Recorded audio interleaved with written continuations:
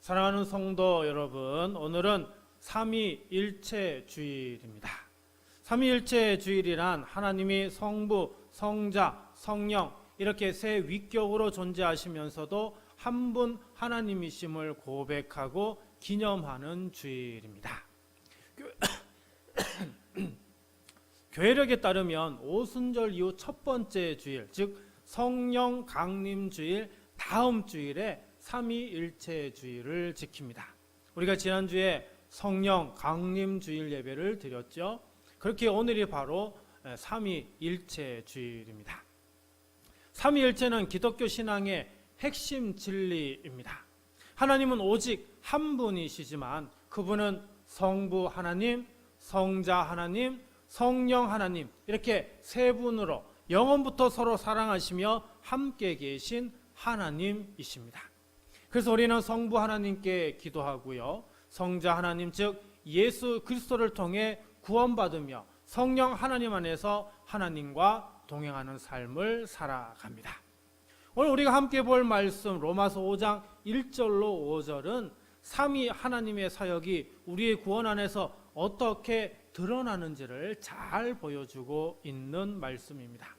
오늘 말씀을 통해서 세 위격의 하나님, 그러나 한 분이신 하나님에 관해 함께 깊이 묵상해 보고자 합니다. 사도 바울은요, 로마서를 통해 인류의 절망적인 죄의 상태와 그 가운데 역사하신 하나님의 놀라운 구원의 복음을 논리적이고 그리고 체계적으로 깊이 있게 설명하고 있습니다. 먼저 로마서 1장에서는 이방인의 죄를 고발합니다. 사람들이 하나님을 마음에 두기를 싫어하여 우상을 섬기며 욕망과 악함에 빠졌다라고 말씀합니다. 2장에서는 유대인을 향한 책망이 나옵니다. 율법을 가지고 있지만 스스로 죄를 범하는 자들이라며 결국 하나님 앞에서 유대인이나 이방인이나 모두 죄 아래에 있다고 선언합니다. 그리고 3장에 이르러 바울은 이렇게 결론 짓습니다. 로마서 3장 10절입니다. 의인은 없나니 하나도 없으며. 또 로마서 3장 23절입니다. 모든 사람이 죄를 범하였음에 하나님의 영광에 이르지 못하더니. 자, 그러나 절망 가운데 복음의 반전이 있습니다. 로마서 3장 21절과 22절입니다. 이제는 율법 외에 하나님의 한 의가 나타났으니 곧 예수 그리스도를 믿음으로 말미암아 모든 믿는 자에게 미치는 하나님의 의인이 차별이 없느니라. 자, 바울은 이어서 아브라함의 믿음을 예로 강조합니다. 로마서 4장 3절입니다. 아브라함이 하나님을 믿음에 그것이 그에게 의로 여겨진 바 되었느니라. 자, 아브라함이요, 행위가 아니라 믿음으로 의롭다 하심을 받았다라고 하는 이 사실을 바울은 강조하고 있습니다. 이처럼 로마서 1장에서 4장은 한 가지 분명한 진리를 전합니다. 사람은 자신의 행위나 공로로는 결코 구원을 받을 수 없고 오직 예수 그리스도를 믿는 믿음으로 의롭게 되며 그 믿음은 전적으로 하나님의 은혜로 주어지는 선물이라는 것입니다. 그리고 이제 로마서 5장 1절에서 바울은 이렇게 시작합니다. 그러므로 우리가 믿음으로 의롭다 하심을 받았으니. 그렇습니다. 우리는 믿음으로 예수 그리스도를 믿는 믿음으로 의롭다 하심을 받았습니다. 사랑하는 성도 여러분, 여러분은 예수 그리스도를 믿음으로 하나님 앞에서 의롭다 하심을 받으신 줄 믿습니다. 예수 그리스도를 믿음으로 하나님 앞에서 의롭다 하심을 받으신 줄 믿으시기 바랍니다. 자, 이제 우리가 의롭다 하심을 받았습니다. 그렇다면 끝일까요? 우리가 의롭다 하심을 받은 것으로 모든 것이 끝난 것일까요? 그렇지 않습니다. 의롭다 하심을 받았으니 의롭다 하심을 받은 우리는 이제 그에 합당한 삶을 살아야 하지 않겠습니까? 자, 그러면 의롭다 하심을 받은 자로서의 삶 어떻게 살아야 할까요? 오늘 본문 로마서 5장 1절부터 5절 말씀은 의롭게 된 자가 어떤 삶의 태도를 가져야 하는지 세 가지로 분명히 알려줍니다. 이제 그 말씀을 따라 우리가 받은 구원이 삼위 하나님의 역사로 어떻게 나타났는지를 깊이 묵상하며 함께 은혜를 나누고자 합니다. 자, 첫 번째로 믿음으로 의롭게 된 자는 하나님과 화평을 누려야 합니다. 우리 1절 말씀 볼까요? 그러므로 우리가 믿음으로 의롭다 하심을 받았으니 우리 주 예수 그리스도로 말미암아 하나님과 화평을 누리자. 자, 우리가 예수님을 믿는다는 것 단순히 죄 사함을 받는다는 것만을 의미하지는 않습니다. 그보다 훨씬 더 크고 놀라운 일이 일어나죠. 그것은 바로 하나님과 원수 관계에 되었던 우리가 이제 회복되어서 이제는 그분과 화평을 누리는 자가 되었다라고 하는 사실입니다. 본문에서 바울은 화평을 얻었다라고 말하지 않습니다. 화평을 누리자라고 말합니다. 이 말은 단지 하나님과 화해했다는 사실에서 그치지 않고 그 화평을 삶에서 실제로 경험하며 누리며 살아야 한다는 걸 말하죠. 여기에서 사용된 헬라 동사 에코멘이라는 단어는 갖자, 누리자라는 아주 적극적이고 능동적인 자세를 나타냅니다. 즉 하나님과의 화평은 우리가 가만히 있으면서 누리는 것이 아니라 믿음으로 붙들고 우리가 앞으로 나아가 날마다 누려야 하는 축복이라는 것입니다. 신학자 존 스토트는요, 이 구절을 하나님과 화평을 누리는 것은 죄인이 의롭다 하심을 받을 때 시작되는 새로운 관계, 즉 전인격적 화해의 열매라라고 말했습니다.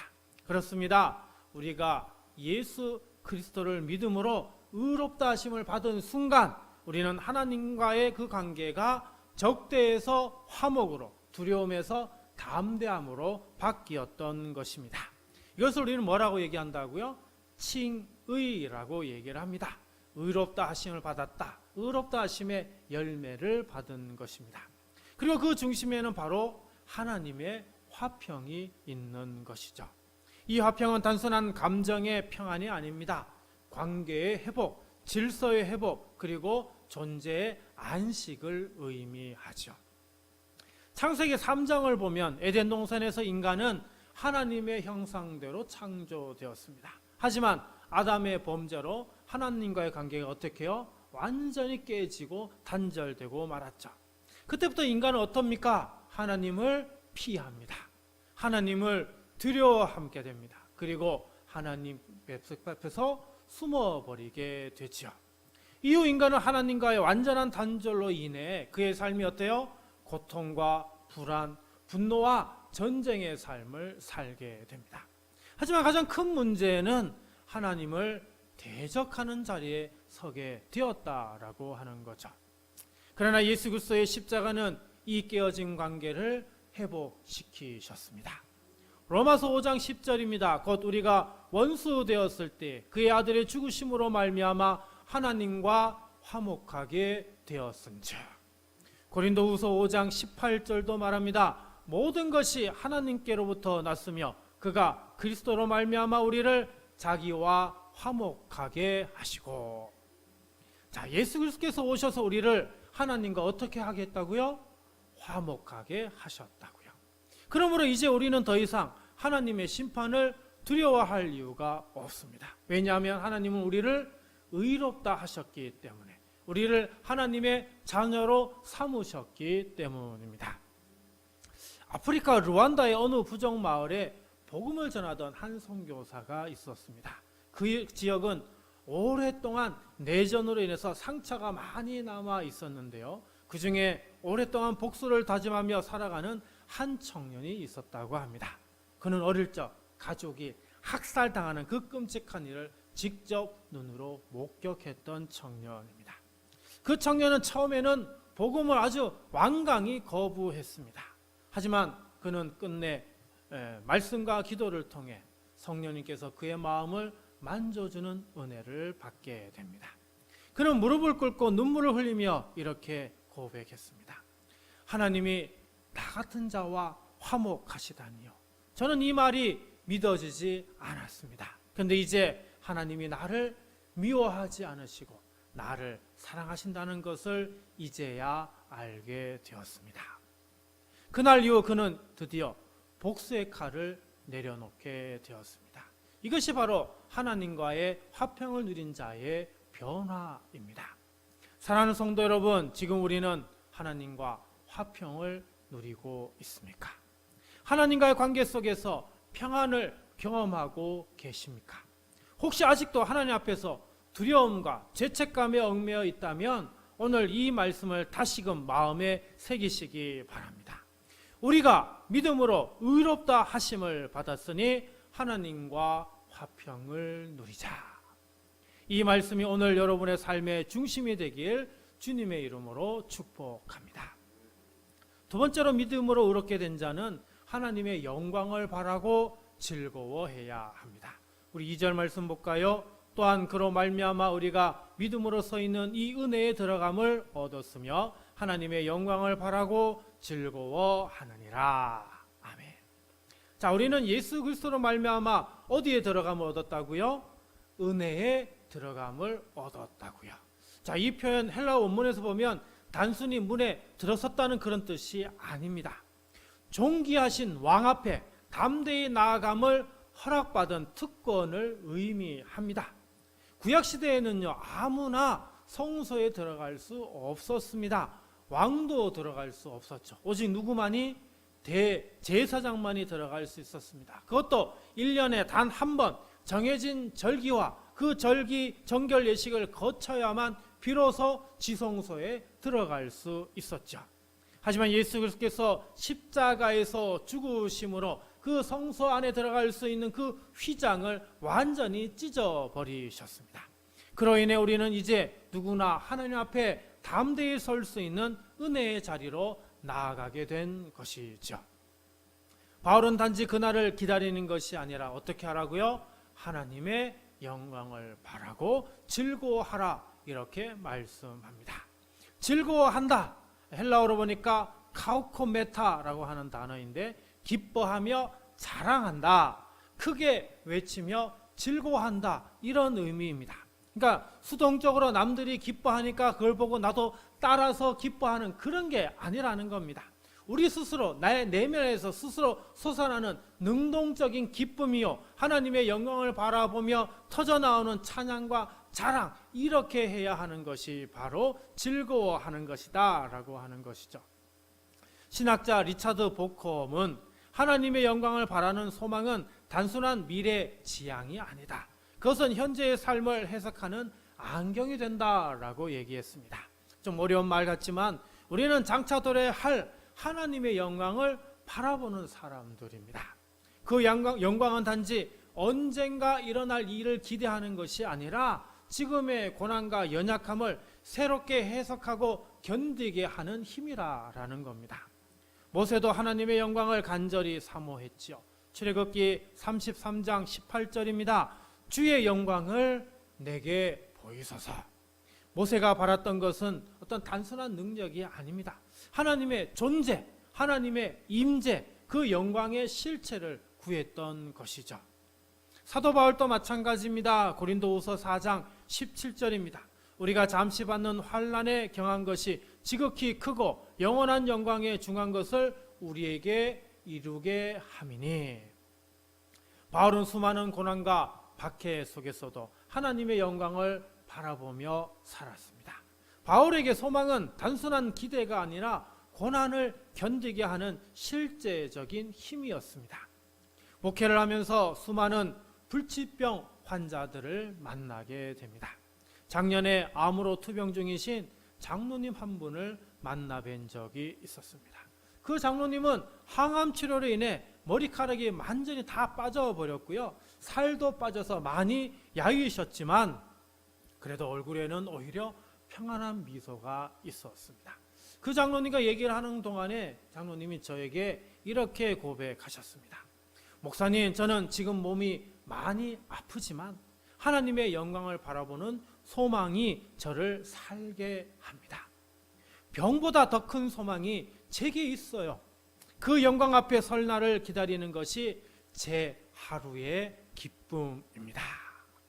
장로님의 이 고백은 제 마음 곳에 깊은 울림을 주었습니다.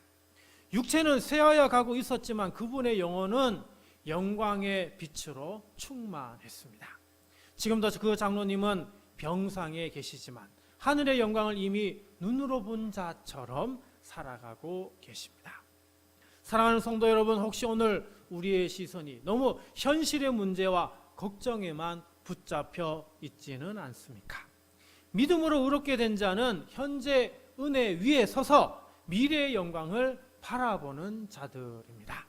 그리고 그 소망은 단지 마음속에만 머무는 것이 아니라 기쁨으로 드러나야 하고 삶의 방식으로 표현되어야 한다는 것이죠.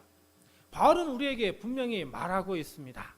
하나님의 영광을 바라고 즐거워하느니라.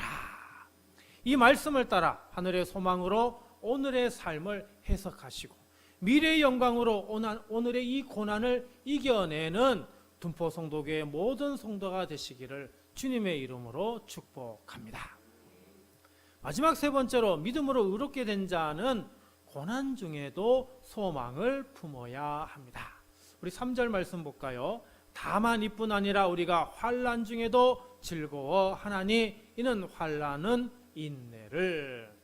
자, 환난, 고난, 그죠? 헬라어로 뜰리시스라고 하는 단어인데 눌림, 압박, 고통 이런 뜻입니다.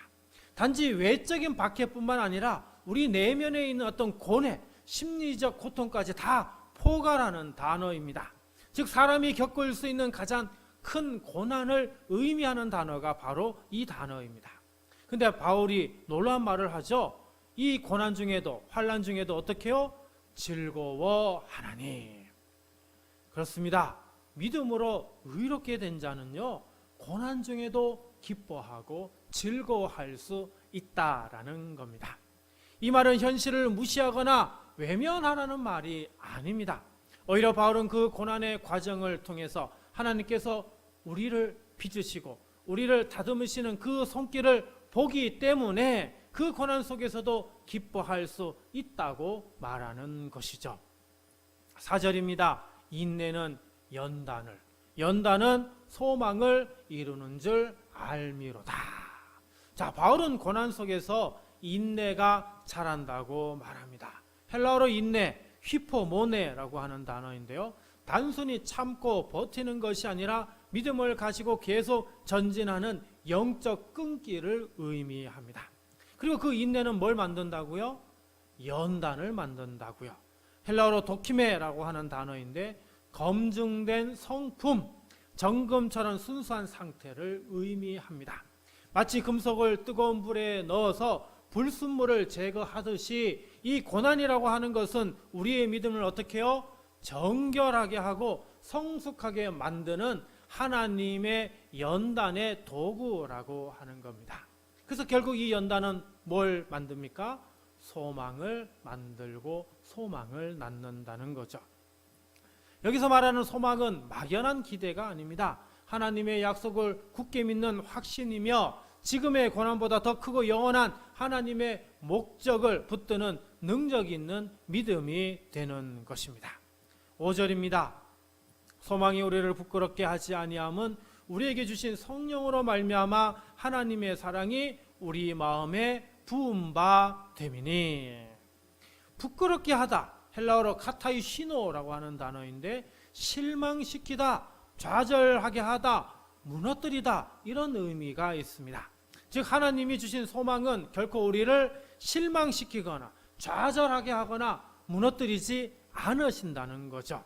왜냐하면 성령님께서 하나님의 사랑을 우리의 마음 깊은 곳에 끊임없이 계속해서 부어주시기 때문인 겁니다. 부어주다, 헬라어로 에크케 피타이라고 하는 단어인데 풍성하게 넘치도록 아낌없이 부어준다 이런 의미가 담겨져 있습니다. 성령님은 우리가 고난 중에 낙심하도록 그냥 내버려 두시는 것이 아니라 하나님의 사랑을 풍성하게 그리고 끊임없이 부어주시는 분이시다라는 것이죠. 신학자 칼슨은 이렇게 설명합니다. 고난은 하나님의 손에 들린 연단의 도구이며 성령님은 고난 가운데서도 하나님의 사랑이 식지 않도록 우리의 마음을 지켜주신다라고 말했습니다. 사랑하는 성도 여러분, 욥을 생각해 보십시오. 욥은 이유도 모른 채 온갖 고난을 겪었습니다. 하지만 이 욥은 하나님을 향한 신뢰를 절대 놓치지 않았죠. 욥기 23장 10절입니다. 그가 나를 단련하신 후에는 내가 정금같이 나오리라. 아멘. 하나님은 욥의 믿음을 이 고난을 통해서 더욱 정결하고 깊이 있는 믿음으로 다듬으셨습니다. 다윗 역시 수많은 고난 속에서도 하나님께 부르짖었죠. 시편 86편 7절입니다. 내가 환난 날에 주를 부르리니 주께서 응답하시리로다. 하나님은 고난 중의 기도를 절대 외면하지 않으십니다. 그분은 우리가 지칠 때마다 성령님을 통해 하나님의 사랑을 부어주시며 우리를 끝까지 책임지시고 붙들어 주십니다. 교회에는 자주 청년들이 찾아옵니다. 우리 교회도 뜸하게 찾아오지요. 이들은 대부분 가난, 학교 폭력, 가정 문제 등 삶의 여러 상처와 분노 속에 지쳐가지고 교회를 찾아옵니다. 왜 이들이 교회를 찾아올까요? 절망만으로 살 수 없다는 것을 본능적으로 알기 때문입니다. 그래서 그들이 마지막 희망을 안고 발을 들이는 곳이 바로 교회입니다. 그래서 우리는 이런 젊은이들이 교회에 찾아올 때 기쁘게 맞이해야 합니다. 그리고 그들이 복음을 듣고 이렇게 고백하도록 도와야 합니다. 고난 때문에 하나님이 저를 버린 줄 알았어요. 그런데 하나님은 고난 가운데서도 저를 사랑하고 계셨다는 걸 이제야 비로소 깨달았어요. 이러한 고백과 회복의 간증이 오늘도 우리 교회 안에서 그리고 모든 교회 안에서 끊임없이 일어나도록 우리는 힘써야 합니다. 사랑하는 성도 여러분, 우리는 고난을 피할 수 없습니다. 그러나 믿음으로 의롭게 된 자는 고난 속에서도 소망을 품을 수 있습니다. 왜냐하면 하나님의 사랑이 성령님을 통해 우리 마음에 부어졌기 때문입니다. 그 사랑이 우리를 붙드시고 그 사랑이 우리를 포기하지 않으며 그 사랑이 마침내 우리를 영광으로 이끌 것입니다. 여러분, 우리 다시 로마서 5장 5절 말씀을 함께 읽기를 원합니다. 소망이 우리를 부끄럽게 하지 아니함은 우리에게 주신 성령으로 말미암아 하나님의 사랑이 우리 마음에 부은 바 됨이니. 오늘 이 말씀이 고난 가운데 있는 모든 성도들의 마음에 생명의 위로와 능력이 되기를, 그리고 성령님으로 말미암아 하나님의 사랑을 날마다 풍성히 경험하는 은혜가 있기를 주님의 이름으로 간절히 축원드립니다.